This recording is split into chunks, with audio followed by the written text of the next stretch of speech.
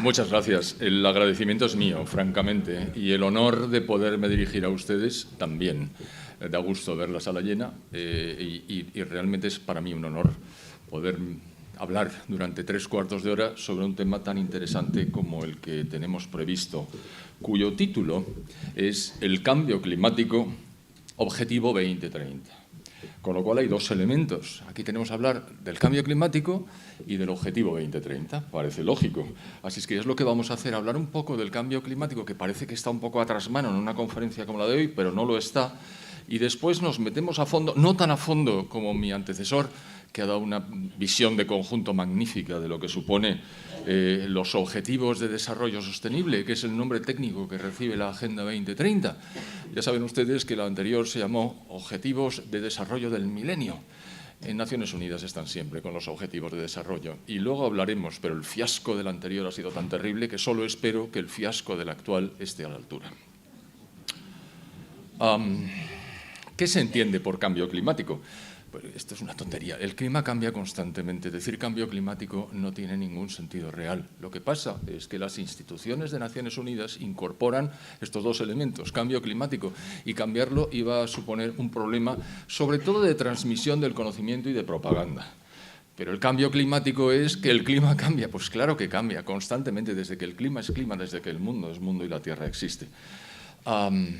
No significa nada, pero para los que lo utilizan con mala intención, el cambio climático sería un fenómeno nuevo que nunca habría tenido existencia. Además, antropogénico, que esa es una palabra muy divertida, es decir, generada por el hombre y, por supuesto, letal. Es decir, nos vamos a morir todos.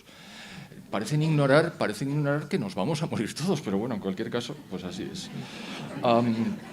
Así es que no vale ya ni disrupción climática, ni el clima en ebullición. Antonio Guterres, el secretario general de Naciones Unidas, es muy imaginativo y ocurrente. Eso de llamar caos climático y ebullición a un día como el de hoy, verdaderamente he hecho trampa. Esto no es el clima, esto es el tiempo atmosférico. El clima es a mucho más largo plazo, pero es que es completamente absurdo. En fin, va a prevalecer el conjunto vacío que se llama cambio climático. ¿Y cómo es que digo que el clima cambia constantemente? Pues será porque cambia constantemente. Por ejemplo, Baja Edad Media, entre los siglos VIII y XIV. Hubo un periodo de grave calentamiento, tan grave que la población de Europa se multiplicó por 3, tan grave que toda Escandinavia era cultivable. Los que conozcan Escandinavia se darán cuenta de lo que eso significa. Y tan grave que hay una isla gigantesca en el norte que se llama Groenlandia, que significa tierra verde. ¿Por qué? Porque era verde, por ese calorcillo. Pero luego llegó un decaimiento de las temperaturas fuerte, al que se llamó la pequeña edad de hielo, y que tuvo lugar entre los siglos XV y XIX aproximadamente. El descenso de temperaturas que se inició con brusquedad provocó que las vides de Inglaterra, los viñedos, desaparecieran, que bajara el paralelo de producción de cereales, que los glaciares aumentaran en tamaño y que los ríos centroeuropeos, incluso el Támesis, se congelaran con relativa frecuencia. Y en 1850 empiezan a subir las temperaturas. ¿Y por qué insisto en 1850? Porque los calentólogos cogen esa fecha, la de que empiezan a subir las temperaturas, para decir, ¿veis? El ser humano está, con su actividad industrial y agraria, están calentando el clima de la Tierra a través de las emisiones de CO2. Pero lo que pasó es que, tal y como había habido una subida de temperatura en el Imperio Romano, en primer lugar, en segundo lugar, en la Edad Media, y en tercer lugar, a partir de 1850, estos son movimientos naturales del clima. El clima cambia. En el siglo XX, el incremento de temperaturas de la atmósfera ha sido de 0,6 grados centígrados en 100 años. Tampoco parece una crisis climática muy fuerte, pero ahí ha empezado el baile, precisamente en esa época. Ahora la Tierra es ligeramente más cálida que antes, pero no se sabe muy bien por qué, la verdad. Y dentro del siglo XX hubo calentamientos y enfriamientos que tampoco sabemos a qué obedecen, puesto que el elemento fundamental que argumentan las personas que sustentan la hipótesis del cambio climático es que es el CO2 en su constante aumento como consecuencia de la actividad del ser humano el que está provocando las variaciones al alza de temperaturas. Pero si en el propio siglo XX ha habido dientes de sierra, mientras el CO2 subía incesantemente, las temperaturas subían y bajaban absolutamente al margen del CO2, que probablemente no les gusta nada. Bueno, pues antes de 1998 no se había materializado una sistemática presentación del cambio climático como responsable. Los científicos decían que la temperatura había experimentado cambios siempre. Curiosamente, desde 1998 hasta 2015 y desde 2016 hasta 2023, la temperatura de la atmósfera se ha incrementado 0 grados centígrados. Y ya les digo yo que el crecimiento del CO2 se ha mantenido con los ritmos habituales. Es decir, esta correlación, más aún, esta causación que esta gente quiere imponernos, es decir, como el CO2 está calentando la atmósfera, reduzcamos el CO2, no para todos, ya lo veremos luego, reduzcamos el CO2, es algo que es del todo insostenible y no refleja la realidad. He dejado un hueco entre 2015 y 2017. ¿Qué pasó? Que vino el Niño. ¿Y quién es el Niño? Pues el antagonista de la niña. ¿Y quién es el Niño? Bueno, es el responsable del calentamiento de las capas superiores del agua en el Pacífico Oriental. No está teniendo lugar ningún calentamiento global, ni peligroso, ni pacífico, ni nada. Y aunque no lo tengo escrito, aprovecho para decirles que si hay algo peligroso, es el enfriamiento. El enfriamiento acabaría con todos nosotros con mucha facilidad. Ayer, que estaba haciendo una presentación en la radio, estuve comentando que se ha establecido, y nadie lo discute, que la gente en todo el mundo muere 10 veces más por frío que por calor. Y eso no se discute porque es exactamente así, es un hecho. Y entonces la persona que me estaba entrevistando dice, perdona, acaba de salir un dato nuevo, no son 10 veces, son 20 veces más. Es decir, la gente se muere de frío.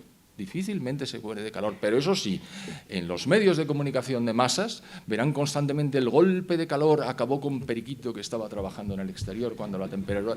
Y es verdad, hay que protegerse, el golpe de calor es peligroso, pero eso no tiene nada que ver con el clima, solo faltaba. ¿Dónde empieza todo esto? En el efecto invernadero. ¿Qué es el efecto invernadero? El que nos da la vida. Si no hubiera en la Tierra efecto invernadero, que está inducido por los gases de efecto invernadero, la temperatura media sería de 17 bajo cero. A 17 grados bajo cero no habría vida.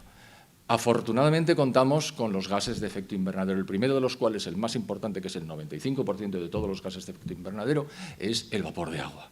Y en segundo lugar, el CO2. El vapor de agua es el 95% de la totalidad de los gases, luego está el CO2 con 3,7 y luego está, esto lo ha mencionado don Alberto Bárcenas al hablar de las vacas, el metano, el óxido nitroso, los clorofluorocarbonos, pero son no trazas, pero casi testimoniales. Pero, en un momento dado, tres norteamericanos científicos, publicaron en Nature, que es una revista científica, en 1998, un artículo que se conoce como el palo de hockey. Y lo que hicieron fue decir, miren ustedes, desde el año 1000 hasta el año 1850 la temperatura no se ha movido. Eso es completamente falso, pero lo dijeron. Pero luego crece vertiginosamente como consecuencia de la revolución industrial. Ergo, hay una correlación entre CO2 y temperaturas. Más allá todavía, hay una causación. El CO2 provoca el incremento de temperaturas, como en el efecto invernadero. Efectivamente, el efecto invernadero es que llegan las emisiones de onda corta de los rayos solares, golpean la Tierra y cuando van a salir, los gases de efecto invernadero, cual mantita o edredón, impiden que salga la totalidad de ellos y nos mantienen a esa temperatura tan estupenda que es de 14 grados de media en la Tierra, que permite la vida, no solo permite la vida, si somos ya más de 8.000 millones, vaya exitazo, algunos quieren acabar con él. Bueno, entonces, el palo de hockey es falso como un duro de madera. Ahora hablaremos del IPCC. El IPCC es un organismo que luego mencionaré, pero que en su tercer informe, hace informes cada 5 o 6 años aproximadamente, presentó el palo de hockey como diciendo, ven ustedes, el ser humano es el culpable. Les duró 5 años. En el cuarto informe retiraron el palo de hockey por tramposo. Hasta el IPCC, que es el epítome de la trampa organizada por Naciones Unidas, ha retirado el palo de hockey por falso. Casi no voy a profundizar. Pero ¿y el CO2? El CO2 está aquí. Ustedes lo saben. Bueno, perdonen, el CO2 está aquí. La concentración de CO2 en la atmósfera es de 424 partes por millón. Aquí hay entre 2.000 y 3.000, y si seguimos con la puerta cerrada, 4.000. ¿Algún problema? Ninguno. ¿Saben cuál es la concentración del CO2 en nuestros pulmones? 40.000 partes por millón. Así es que no les metan miedo con el CO2, que daño no les va a hacer. No va a hacer daño, pero va a subir la temperatura. No, pues la temperatura no hay correlación entre incremento de CO2 e incremento de temperaturas. Lástima que no tengo aquí el PowerPoint donde aparecen los gráficos que son definitivos, pero bueno, no tiene mayor importancia. Bueno, por cierto, el propio IPCC, en su tercer informe, famoso tercer informe, donde apareció el palo de hockey, también decía cuál era el porcentaje de CO2 antropogénico que estaba dentro de la totalidad del CO2, que a su vez es el 3,7 de los gases de efecto invernadero. ¿Y qué dijo el IPCC? Aquí lo veo. Porcentaje natural del dióxido de carbono, 97,1%. Porcentaje antropogénico, 2,9%. Pero es el humano el que está calentando la temperatura, el natural no. ¿Qué pasa? ¿Que son distintos? No, las moléculas son las mismas. ¿Y entonces cómo pretende usted que yo me crea esto? Es muy fácil. También ha desaparecido ese cuadro de los registros del IPCC. Bien, así es que queda claro y que debe quedar muy claro que no hay ninguna correlación entre CO2 e incremento de temperaturas. Lo que sí es un elemento fundamental y decisivo es precisamente el vapor de agua, es decir, el 90% de los gases de efecto invernadero. Y además el forzamiento del vapor de agua es mayor, este palabra lo explico ahora, mayor que el del CO2. ¿Qué es el forzamiento? La capacidad de calentar que tiene una molécula de agua en comparación con una molécula de CO2. ¿Cuál es la que más, de todos los gases de efecto invernadero, cuál es el gas que más forzamiento tiene? El óxido nitroso. ¿Y cómo lo sabe usted? Digo, bueno, ese es el gas de la risa, es decir, que se utiliza a veces para hacer contra su voluntad reír a la gente, pero sobre todo es el que impele los cohetes que se lanzan a la atmósfera. Es una enorme capacidad de calentamiento la que tiene y por eso lo utilizan. Bueno, y si esto no hay por dónde cogerlo, y si es una mentira enorme, ¿por qué ha tenido éxito? ¿Por qué ha colado? Es decir, ¿por qué la gente piensa que efectivamente estas emisiones de CO2 que estamos realizando, no todo el mundo evidentemente, pero ¿por qué es tan predominante?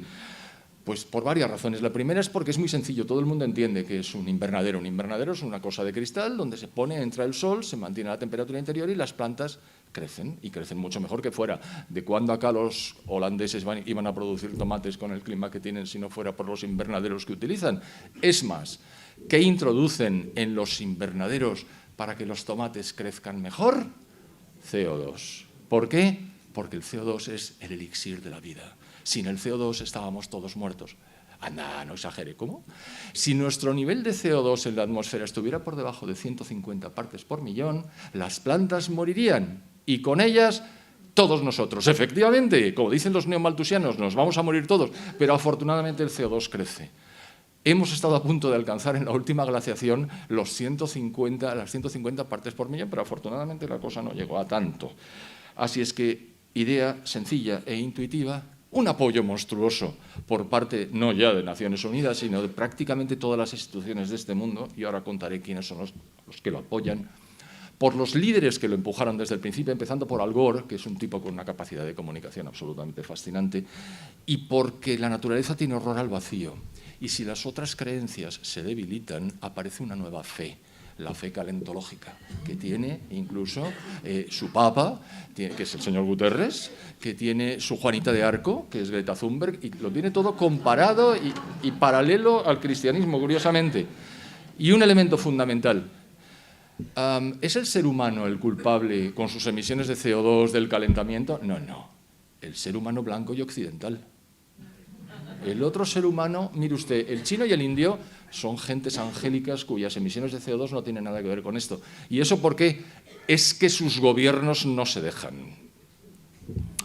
Está teniendo lugar la 28ª sesión de la Conference of the Parties. Todos decimos la COP, porque utilizamos el acrónimo inglés, en un sitio tan fantástico y tan poco emisor de gases de efecto invernadero a la atmósfera como Dubái, donde hay 70.000 personas disfrutando de los hoteles gratis y de la comida de primer nivel. No son hormigas, es carne y es pescado, no, ellos comen bien.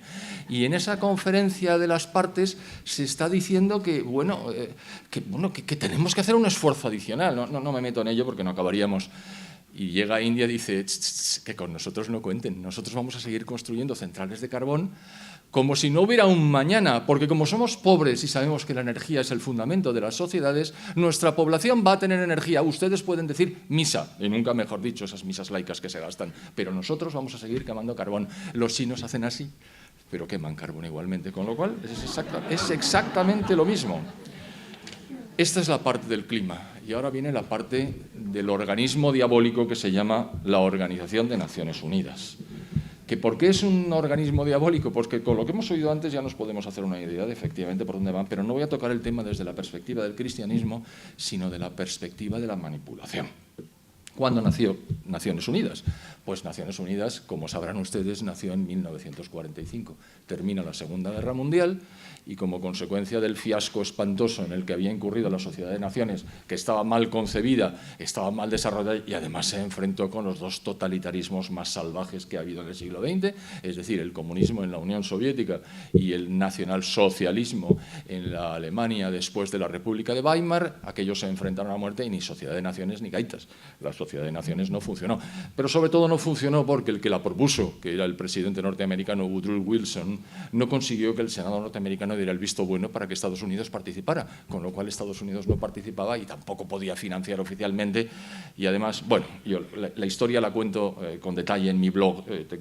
Voy a hacer una cuña publicitaria. Mi blog se encuentra, si ustedes ponen José Ramón Fernández, ahí aparece mi blog, que es un blog reaccionario. Reaccionario porque reacciono. Y ahí verán la historia de la Sociedad de Naciones. Bueno, pues termina la guerra y los vencedores de la guerra, que son, digamos, los aliados, organizan en San Francisco una nueva entidad muy parecida a Naciones Unidas, que ve la luz el 24 de octubre del 45. Recuerden que la guerra ha terminado en septiembre en el Teatro del Pacífico y en mayo en el Teatro Europeo, es decir, muy recientemente. Objetivo: la paz y la seguridad entre las naciones, pero sí es lógico. O sea, que si quiero montar una organización supranacional será para algo. 193 miembros ahora, en su día solamente 55. Decía don Alberto Bárcena que seguramente Naciones Unidas ha conseguido algo. Sí, da de comer magníficamente a las personas, que enorme cantidad de personas les dan muy bien de comer, les paga maravillosamente. Pero de las 71 intervenciones de conservación de paz que ha tenido, ni una sola ha tenido éxito. Y cuando lo ha tenido, no ha sido por Naciones Unidas. Es decir, es un organismo que no cumple su función.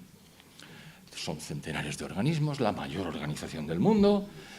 Y como las críticas crecían, decidieron en el año 2000, aprovechando que el milenio estaba en puertas, ya había entrado, perdón, el año 2000 ya es el siglo XXI, decidieron crear los 8 objetivos de desarrollo del milenio, aprovechando que el milenio pasaba por allí.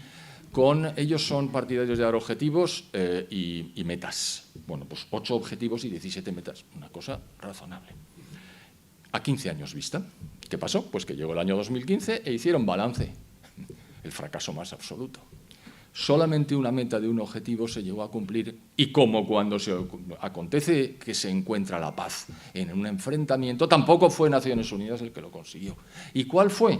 Pues lo leo. Una meta del objetivo número 1, erradicar la extrema pobreza y el hambre. ¿Se han dado cuenta de que ahora lo que quieren erradicar no es la extrema pobreza, sino la pobreza en los que tenemos ahora vigentes? La verdad es que son bastante ignorantes.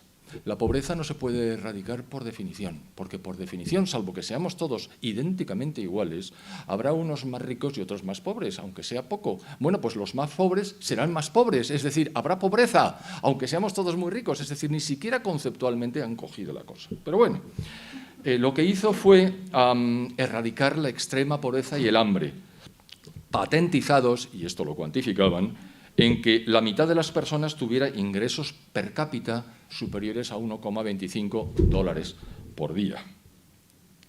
Eso se logró.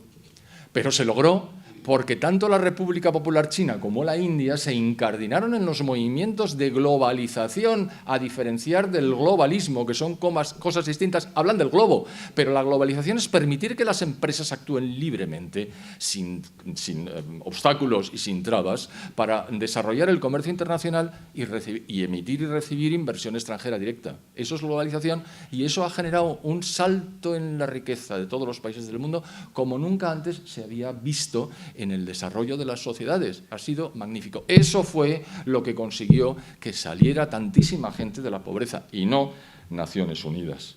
Es decir, el enriquecimiento que procura y permite la economía de mercado, y si quieren se lo digo de otra manera, la economía capitalista, y si quieren se lo digo todavía más directamente, el capitalismo. Esto no puede seguir así. Esto en Naciones Unidas tiene que hacer algo. Y en un momento dado, en 1968, fíjese si me remonto, un meteorólogo sueco, inducido por supuesto, que se llamaba Bert Bolin, dice, oye, vosotros del ECOSOC, es decir, el Consejo Económico y Social de Naciones Unidas, ¿por qué no convocáis una conferencia para hablar de la interacción entre el ser humano y el medio ambiente? Y Naciones Unidas dice, me alegro de que me haga esa pregunta. No es porque yo ya he dicho que me la hiciera, pero bueno, me alegro de que me la haga. La Asamblea General de la ONU decide que en 1972, efectivamente, hay que hacer una reunión específica de la que ahora hablaremos, con este fin. Pero antes, para que se vea lo de la asociación público-privada, se funda el Club de Roma, que ustedes conocerán seguramente. Y los que lo fundaron fueron miembros del grupo Morgenthau, estos grupos ricos que operan en la semipenumbra, porque esto se inició en una residencia de John Rockefeller en Bellagio, en Italia, y dijo, hay que buscar soluciones para la paz y la prosperidad del mundo. 1968. Hay que establecer un orden nuevo. Así enlazo con la presentación anterior, que ya digo, ha sido magistral porque ha establecido el patrón por el cual vamos a desarrollar las siguientes. Pero ese mismo año, el MIT, el Instituto de Tecnología de Massachusetts, presenta un papel, dice, las terribles consecuencias del incremento de la población. Es que estoy leyéndolo porque como me cuesta decir estas cosas. Las terribles consecuencias del incremento de población en el mundo, la reducción de la producción agraria, cuando jamás se había incrementado tanto, es una cosa. El agotamiento de los recursos. Ustedes saben que los recursos no se están agotando, ¿verdad? Podemos hablar de eso otro día. La creciente producción industrial y la contaminación. Voy a tener que hacer un paréntesis. El CO2 no contamina. El CO2 da la vida. El CO2 está aquí. ¿Cómo va a contaminarnos si lo tenemos dentro? Nos hubiera matado. O sea que cuando la gente dice el CO2, la emisión contaminante del CO2, no, mire usted, el CO2 no contamina nada. Contaminarán los residuos que saca el carbón a la atmósfera cuando es quemado, eso sí, pero el CO2 en absoluto. Y entonces el MIT dice, yo voy a aportar mi grano de arena. Y en el año 72, cuando se organiza la primera reunión, el Club de Roma produce un libro que yo leí en su día y que me impactó muchísimo. Yo era un chaval absolutamente desconocedor de la situación. Y se llamaba Los límites al crecimiento. ¿Saben ustedes cuántos ejemplares vendieron? 30 millones. Y en el año 72 se celebra la Conferencia de Naciones Unidas sobre el Human Environment, el entorno humano. Asisten 15 países a la reunión en Estocolmo, porque como lo había propuesto Bert Bolin, que era sueco, pues en Estocolmo. Y entonces, no sé si leerles todas las burradas que decían, vemos a nuestro alrededor creciente evidencia del daño antropogénico en muchas regiones de la Tierra, peligrosos niveles de contaminación en el agua, el aire, el suelo y los seres vivientes, grandes e indeseables alteraciones en la balanza ecológica de la biosfera, destrucción y agotamiento de recursos irreemplazables, dañinos efectos para la salud física, mental y social. No hablaban de la suya, evidentemente, del hombre en el entorno creado por el hombre, particularmente en el residencial y el laboral. Debe haber algún otro. Y más de esas. Es decir, este es el tenor, en el año 72, de las Naciones Unidas intentando modificar el patrón del comportamiento de las sociedades a través de las economías y, como luego veremos, de la energía. Así que la Conferencia de Estocolmo estableció en 1972 el medio ambiente como parte de la Agenda de Desarrollo Internacional. De esto hace 50 años, es decir, la cosa viene de antiguo, y creó el United Nations Environment Program, el UNEP, que luego veremos, que se funda en Nairobi y allí sigue. Y su director ejecutivo, antes habrán oído hablar al señor Bárcenas de Maurice Strong, aquí está, convocó la primera reunión de expertos en el cambio climático. ¡Hala! El palabra aparece ahí. Muy bien. Paralelamente, y en Estados Unidos, que es una adalid, por lo menos los demócratas en los Estados Unidos, de este tema del cambio climático, un físico conocidísimo y climatólogo de los Estados Unidos que dirigió el Instituto Goddard de la NASA, que se llama James Hansen, depuso, primera acepción de deponer, ante el Congreso de los Estados Unidos, Y dijo, las emisiones antropogénicas de gases se correlacionan y causan el calentamiento de la Tierra, y propuso medidas para limitar su impacto, es decir, Naciones Unidas y además la NASA. Y entonces Naciones Unidas no se pudo quedar quieta y dijo, vamos a crear un organismo que se encargue de la gestión, de demostrar que el ser humano es culpable. Y se llamó IPCC, porque si lo decimos entero nos cansamos, Intergovernmental Panel on Climate Change. Y lo creó la UNEP, que les acabo de mencionar, con la Organización Meteorológica Mundial, porque hombre, algo de cambio climático los meteorólogos saben. ¿Y qué es lo que hace el IPCC? Avisa, alerta sobre el calentamiento global, cuyo clima o cuyo entorno climático cambia única y exclusivamente por la acción del hombre. ¿Algún otro elemento habrá? No. Solamente por la acción del hombre. ¿Pero no le interesaría a usted? No, a mí no me interesa más que la acción del hombre. Y así voy a hacer informes, que lleva 8, aunque ellos dicen que llevan 6, pero son 8, aunque no les llaman informes, pero tienen la misma entidad, envergadura, longitud y plazo que los informes, y ha realizado ya 8. Les he hablado bastante del tercero. Bueno, pues hay 8. El último de 2023. Y todos con mucha alarma, que nos vamos a morir todos, que hay que hacer algo. Incluso algunos se ha pasado diciendo, ya no hay nada que hacer. ¿Cómo que no hay nada que hacer? Pues cállese y déjenos en paz, hombre. No, le hicieron callar rápidamente. Y claro, el apoyo es completo. Organismos de todo tipo, instituciones, universidades, centros de investigación, foros, blogs, agencias, asociaciones, los estados. Una legión de activistas medioambientales liderados al principio por Al Gore. Les recomiendo que escuchen y vean a Al Gore, de verdad. Es diabólico. Es decir, incluso tiene el aspecto de cuando era más joven, ahora ya tiene el pelo blanco, pero cuando tenía el pelo negro, el padre de los Adams, alguno de ustedes se acordará, y los presidentes de los Estados Unidos, y la Comisión de la Unión Europea, y los Estados miembros, y las empresas que se benefician, porque claro, si lo que hay que hacer es reducir la generación de energía a través de los mecanismos tradicionales, habrá que buscar mecanismos alternativos, sí, la eólica y la solar. ¿Y entonces quién va a producir la eólica y la solar? Nosotros, y nos vamos a forrar. Esas empresas están a favor. Bueno, tengo aquí el dato de por qué es falso como un duro de madera el palo de hockey, y me podría poner científico, pero simplemente me voy a poner fáctico. En un momento dado, un hacker se mete en los archivos de la Universidad de East Anglia, en la Gran Bretaña, donde hay un órgano interior que se llama la Climate Research Unit, es decir, la unidad de investigación sobre el clima, y extrae 1000 correos electrónicos donde aparecían las instrucciones para falsear los datos del palo de hockey. Y decía, hey, you, hide the decline, oculta el decrecimiento de las temperaturas, porque si lo haces aparecer el palo de hockey no sale. Bueno, esto lo ocultaron de verdad los medios de comunicación de masas, en fin. Pero ellos mismos reconocen que es falso, lo que pasa es que no lo hacen públicamente. En 1991, el Club de Roma produce un informe en el que dice, entre otras cosas, el objetivo es diseñar una estrategia. Esto está todo entrecomillado, esto hay textos, es decir, está en las actas, aquí no hay trampa ni cartón. Diseñar una estrategia para movilizar a los gobiernos en favor de la seguridad medioambiental y la energía limpia para transformar el mundo, átense los machos que hablo, de una economía militar en una civil, 1991, justo cuando cae la Unión Soviética, y dicen que ahora la economía es militar. Mire usted por dónde. Deteniendo el calentamiento global y resolviendo el problema de la energía. El problema de la energía. No hay ningún problema de la energía. La energía se crea y se utiliza. ¿Cuál era el problema? No había, pero ellos la ponen así. Enfrentando la pobreza del mundo y las disparidades entre los hemisferios norte y sur. ¿Y esto qué tiene que ver con el calentamiento? Bueno, pues que es que la idea no es minimizar un calentamiento que no existe. La idea es terminar con las disparidades entre los hemisferios norte y sur. Luego sería también el enfrentamiento este-oeste, pero lo que dicen, entre comillas, es esto. Y dice después, parecería como si los seres humanos necesitaran una motivación, un adversario común para organizarse y actuar juntos. Hay que encontrar tal motivación para unir a las naciones divididas frente a un enemigo exterior. Y esto lo he puesto en negrita, sea real o inventado. Esto está en las actas. El enemigo común de la humanidad es el hombre.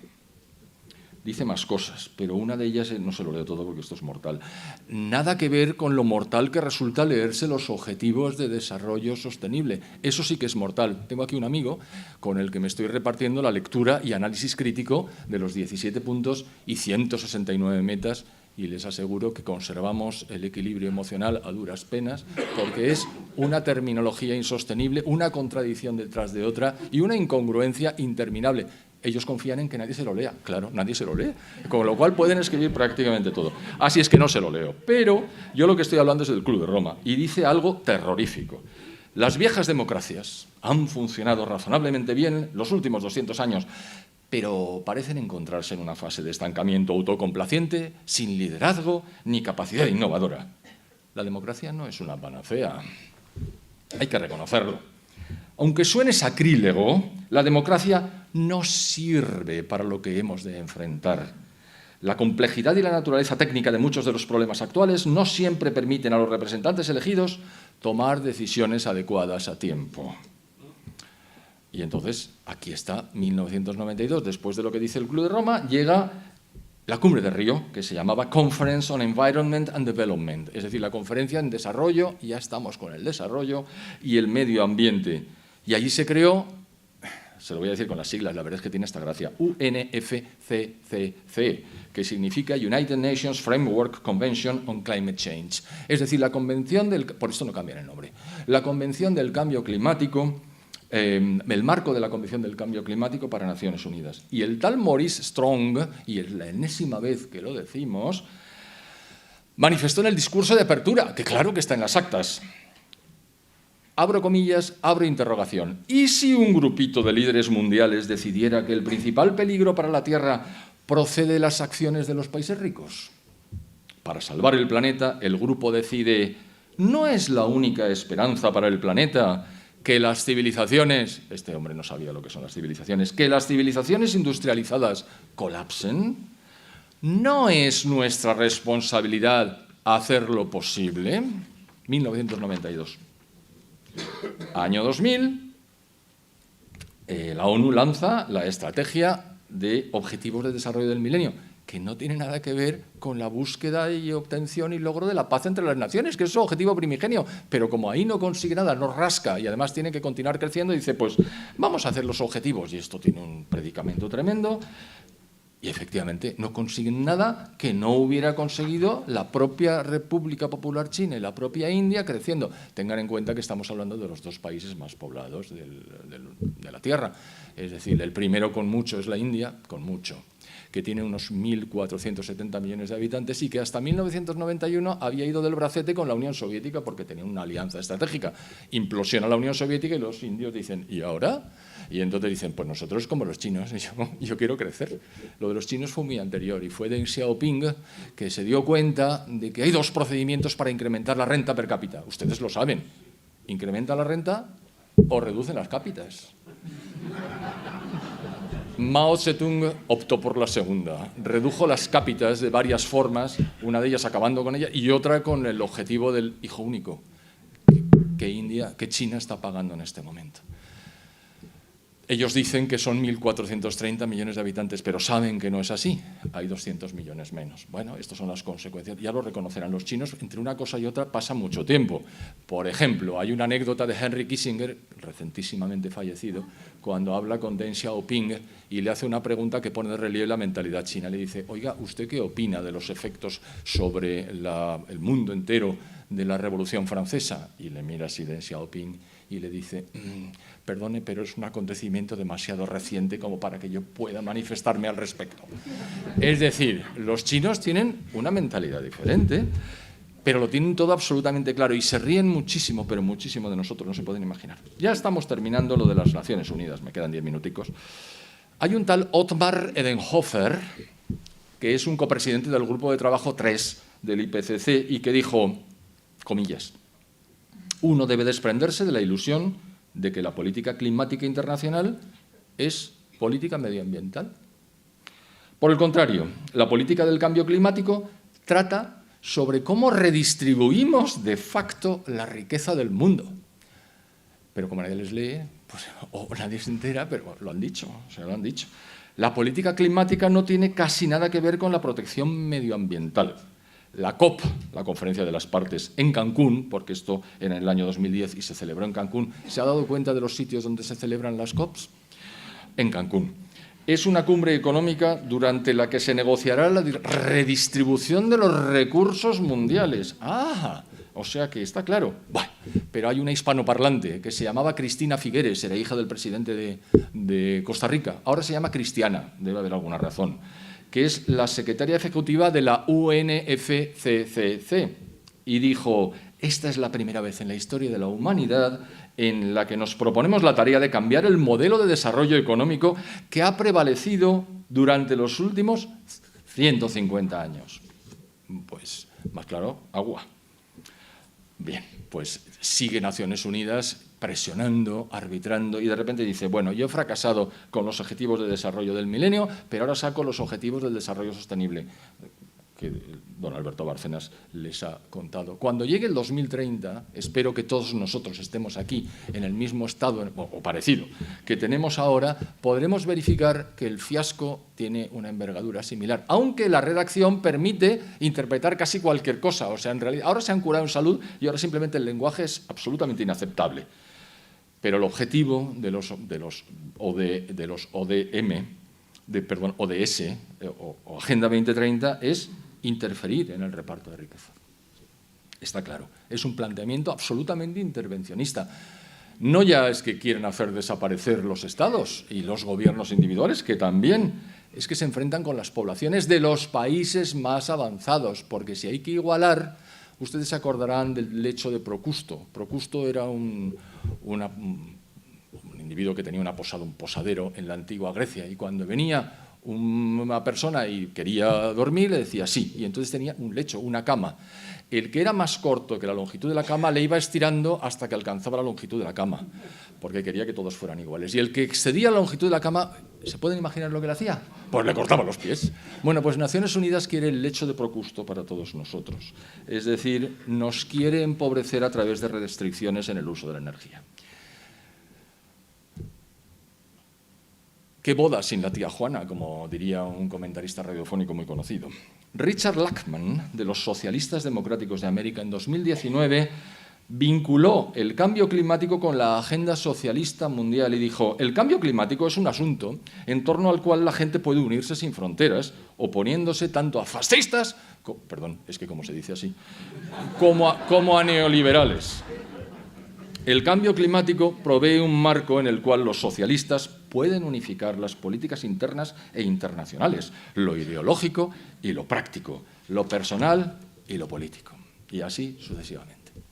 ¿Qué han hecho a lo largo del tiempo para intentar conseguir los objetivos de reducción de temperaturas? Pues primero el Protocolo de Kioto. El Protocolo de Kioto, que es un intento de reducir las temperaturas vía reducción de las emisiones. Bueno, la idea era, si la temperatura hasta el año 2012, esto se arbitró en el 2008, se incrementan 2 grados en un periodo concreto, aspiramos a reducir 0,07 grados centígrados. Pero si se incrementa 1 grado, aspiramos a reducir 0,04. Ni redujeron, ni se cumplieron, ni la gente, los países hicieron caso. Y ante el fiasco, uno no reconoce los errores, uno huye hacia adelante, sobre todo si es Naciones Unidas. Y crean el Acuerdo de París, cuyo objetivo es que en el año 2030 la reducción sea de 0,05 grados centígrados. ¡Buah! Con unos costes mínimos de 20.000 millones de dólares al año, que son mucho más, digo mínimos. Estamos llegando al final del tiempo que se me ha concedido. Hemos hablado antes, Alberto Bárcenas ha hablado de todos los objetivos de los 17. Yo he traído solamente a colación 2, el 7 y el 13. El 7 dice garantizar el acceso a una energía asequible, segura, sostenible. Si en una frase de Naciones Unidas no aparece sostenible y resiliente, la frase no es de Naciones Unidas. Garantizar el acceso a una energía asequible, segura, sostenible y moderna.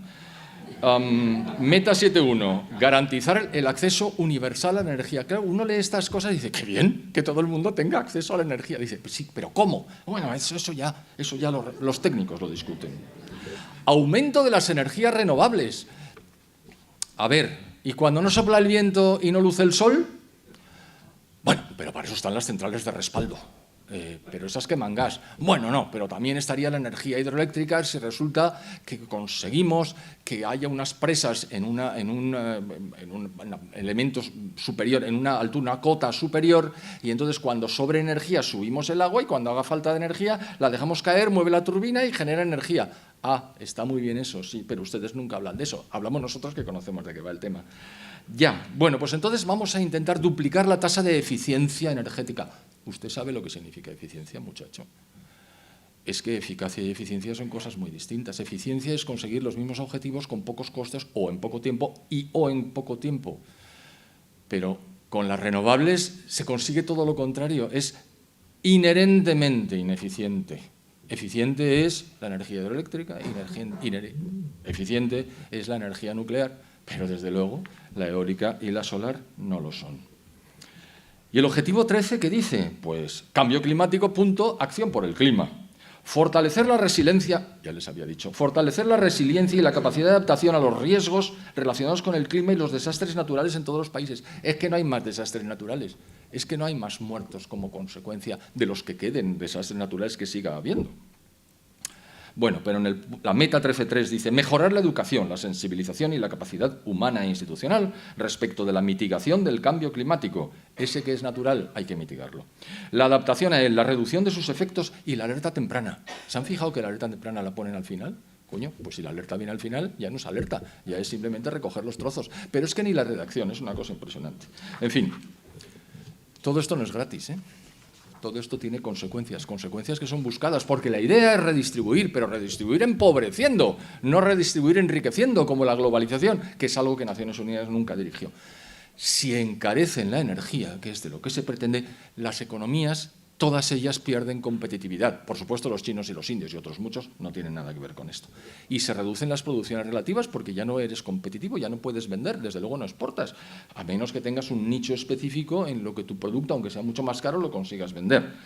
Pero es que además los abonos son enormemente caros, con lo cual la agricultura se cae sola, porque si no podemos utilizar abonos, porque los precios son muy altos. Pero claro, todo esto además acompañado de enormes elevaciones de impuestos. Es decir, se trata de destruir la economía occidental, reduciendo nuestra riqueza, lo cual generará la desaparición de las clases medias, el aislamiento general de las sociedades, la caída de la tasa de crecimiento de la población, que ya está cayendo de manera vertiginosa en todas partes menos en África Negra, la disminución de la esperanza de vida al nacer, hambre, migraciones, caos. Esto ya no sigo, porque evidentemente cuando las sociedades pierden riqueza y la gente empieza a sufrir las consecuencias, la paz social desaparece. Pero claro, todo esto va a afectar a Occidente. Las consecuencias son de orden geopolítico, fundamentalmente. Por supuesto, Europa, que estamos ya en el último escalón, el penúltimo, todavía podemos caer, de descenso de importancia en el mundo, todavía perderemos más importancia. Y si piensa la UE, la Unión Europea, que el Brexit no se va a repetir, yo aquí soy mucho más optimista. Optimista quiere decir que implosione la Unión Europea, perdón. Entonces, si sale la Gran Bretaña, los suecos están absolutamente hasta las narices, los holandeses han visto ustedes cómo votan, los húngaros porque no pueden. País que no esté en la Unión Económica y Monetaria tiene en su mano salirse de la Unión Europea y el desastre para la Unión Europea sería completo. Por supuesto, eso supondría un fortalecimiento temporal de China y en la India, pues como siguen creciendo vertiginosamente. Me queda un minuto. ¿Y qué hacemos? Porque todo esto, el diagnóstico parece que es este más o menos. Podemos compartir los detalles o no. Bueno, pues podemos denunciar constantemente esta estafa calentológica. Es decir, allá donde estemos, momento y oportunidad que se nos brinde, decir, esto es mentira, por esto y por esto. ¿Qué significa por esto y por esto? Que no tengamos fe, que esto no es una nueva religión, que esto es una estafa. Lo que hay que utilizar es la razón para desmontar los argumentos, pero no decir, ¡ay, qué miedo tengo!, que me van a manipular por el miedo. Efectivamente lo están haciendo, pero no es una cuestión de fe, es una cuestión de racionalidad. Y si conseguimos con un poco de suerte minimizar la importancia del Estado, las dimensiones del Estado, mucho mejor. El cuarto punto es abandonar las instituciones multilaterales. Formamos parte del euro, tenemos deuda emitida en euros. Como si saliéramos del euro, la nueva peseta tendría que devaluar respecto de la situación en la que nos encontramos ahora, nunca podríamos pagar la deuda. Es verdad que no la vamos a pagar nunca, a ver si van a pensar ustedes que vamos a pagar alguna de la deuda. La deuda es perpetua y creciente, como se ve por las decisiones que se adoptan. Pero en todo caso sería absolutamente impagable y entraríamos en quiebra, y como habría que salirse también del Fondo Monetario Internacional, a ver quién nos iba a valer. Es decir, nosotros no nos podemos salir de la Unión Europea, pero de la ONU sí, sin coste. No hay que pretender que la ONU desaparezca. Ellos no van a desaparecer.